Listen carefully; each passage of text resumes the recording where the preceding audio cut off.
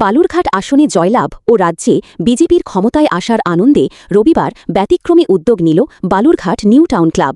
কেন্দ্রীয় শিক্ষা প্রতিমন্ত্রী সুকান্ত মজুমদারের ক্লাবের উদ্যোগে সাধারণ মানুষের জন্য আয়োজন করা হয় মাছ ভাত খাওয়ানোর কর্মসূচি। ক্লাব সংলগ্ন একটি অনুষ্ঠান ভবনে প্রায় ১২০০ মানুষকে পেট পুড়ে মাছ ভাত খাওয়ানো হয়। খাবারের শেষে ছিল মিষ্টির ব্যবস্থাও। কর্মসূচির আগে বিজেপির ১ নম্বর ওয়ার্ডের পক্ষ থেকে একটি বিজয় মিছিল বের করা হয়। বিজেপির দাবি, ভোটের সময় তৃণমূলের তরফে প্রচার করা হয়েছিল যে বিজেপি ক্ষমতায় এলে রাজ্যে মাছ মাংস খাওয়ার ওপর নিষেধাজ্ঞা আসবে। সেই অভিযোগের জবাব দিতেই এই মাছ ভাত কর্মসূচির আয়োজন করা হয়েছে।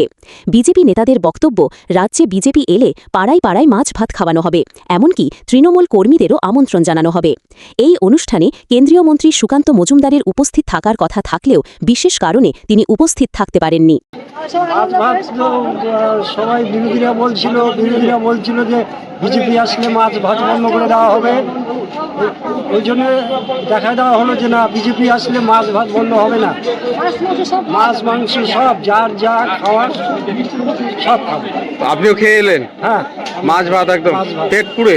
হ্যাঁ, আমাদের ক্লাবের সভাপতি, বালুরঘাট নিউ টাউন ক্লাবের সভাপতি সুকান্ত মজুমদার, আজকে সুকান্ত মজুমদারের নেতৃত্বে আজকে যে একটা অপপ্রচার করা হয়েছিল গোটা ওয়েস্ট বেঙ্গল জুড়ে, বিজেপি গভর্নমেন্ট আসার পরে মাছ খাওয়া বন্ধ হয়ে যাবে, এই উদ্দেশ্যকে নিয়ে আমরা মাছ ভাতের আয়োজন করেছি বালুরঘাট নিউ টাউন ক্লাবের পক্ষ থেকে।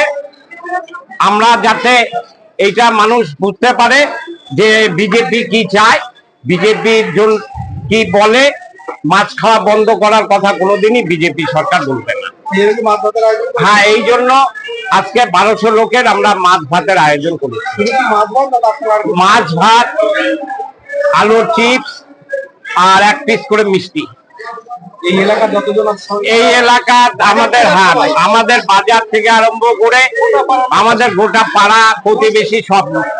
বিজেপি আসলে মাছ ভাত বন্ধ হবে, আরো বেশি করে হবে, আরো হবে বেশি করে।